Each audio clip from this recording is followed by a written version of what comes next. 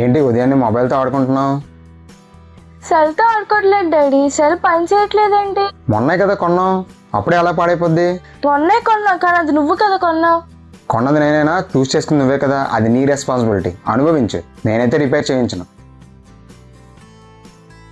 చిచ్చి చిచ్చి, మార్నింగ్ చూస్తే ధర్నాలు బంధులు, ఈ పేపర్ నిండా ఇవే. ఈడు చచ్చిపోయాడు, ఆడు చచ్చిపోయాడు, అక్కడ లంచం ఇక్కడ లంచం, చండాలి. పేపర్ చూడాలంటేనే చిరాకు వచ్చేస్తుంది. ఏమైంది డాడీ? ఏమంటావేటమ్మా, ఉదయం చూస్తే పేపర్ చదివితే ఆ రోడ్లు బాగోలేదు, ఇది బాగోలేదు, అక్కడ చచ్చిపోయారు, వీళ్ళు చచ్చిపోయారు, ఆయన చంపేశారు, వాళ్ళని పట్టుకెళ్ళిపోయారు, దొంగలు దోపిడీలు, అలాగే ఉద్యోగాలు లేవు. ఈ పేపర్ నిండా చెత్తే. అసలు ఏంటో, అసలు చాలా చిరాగ్గా ఉంది. మరి వీటన్నిటికీ రెస్పాన్సిబిలిటీ ఎవరు? ఇంకెవరమ్మా, అన్నిటికీ కారణం పొలిటీషియన్సే. సరిపోయింది, హీరో విలన్ కొట్టుకుని కమెడీని చంపేసినట్టు నా మీద పడతారేంటి? మరి దాన్ని చూస్ చేసుకుంది ఎవరు? మేమే. దానికి రెస్పాన్సిబిలిటీ ఎవరు? అది కూడా మేమే. మరి దాన్ని అనుభవించాల్సింది ఎవరు?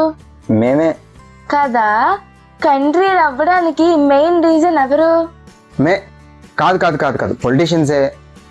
చూస్ చేసుకున్నావు కదా, అనుభవించు.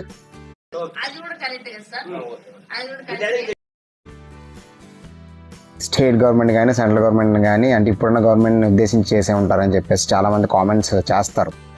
మేము కంక్లూజన్ ఇస్తున్నాం, ఇది న్యూట్రల్గా చేస్తున్నాం. దేశం సంబంధించి ఒక మంచి జరిగినా చెడు జరిగినా దానికి కారణం ఒక పౌరుడిగా మనదే అవుతుంది. ఎందుకంటే మన రెస్పాన్సిబిలిటీస్ మనం కరెక్ట్గా చేస్తే వేరే వాళ్ళని బ్లేమ్ చేసిన అవసరం లేదు. కాబట్టి రాజకీయ నాయకుల్ని చూస్ చేసుకునే ముందు మనదే బాధ్యత. ఇప్పుడు చాలా ఫాస్ట్గా ఇండియా గ్రో అవుతుంది. అది ఇంకా బాగా జరగాలంటే ఇంకా అంటే నువ్వు ఒక మంచి నాయకుడిని ఎంచుకోవడం బట్టే ఉంటుంది.